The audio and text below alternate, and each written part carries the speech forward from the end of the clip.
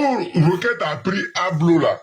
Il n'y a pas quelqu'un, même les chefs de guerre, il n'y a pas quelqu'un qui peut témoigner que non, on sait que lui là qui a tué Ablo.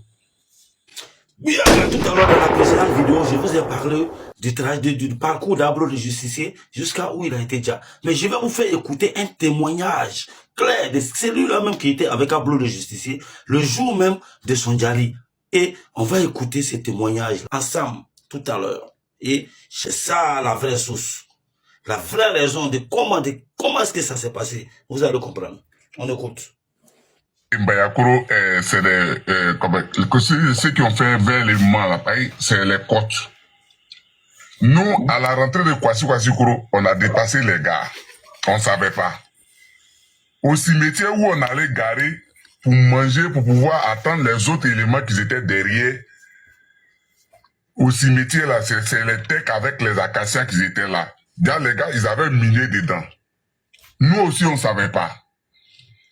On arrive à sa position de chef. Il dit, bon, je vais allonger pour voir devant ce qui se passe. D'ici, vous allez finir de manger.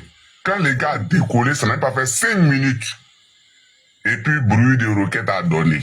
Quand ça a donné, personne n'a pu manger encore. Les gars ont commencé à tirer derrière nous.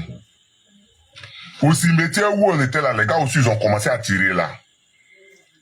Et en réalité, au cimetière où on était arrêté, il y avait une piste qui était là, où les gars prenaient pour aller sur les îles, pour aller traverser en pirogue. C'est par là, il paraît que c'est par là les gars sont venus.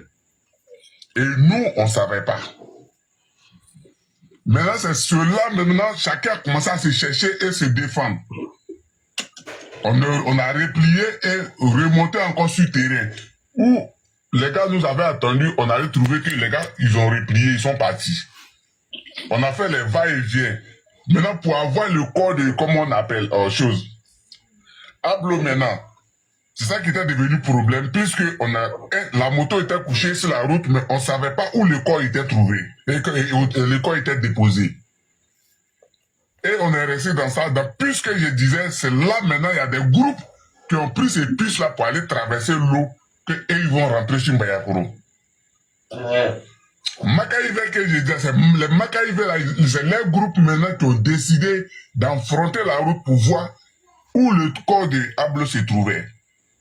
C'est eux qui sont venus avec le corps de Ablo. Maintenant, parmi nous là, pour dire non, c'est quelqu'un qui l'a tué.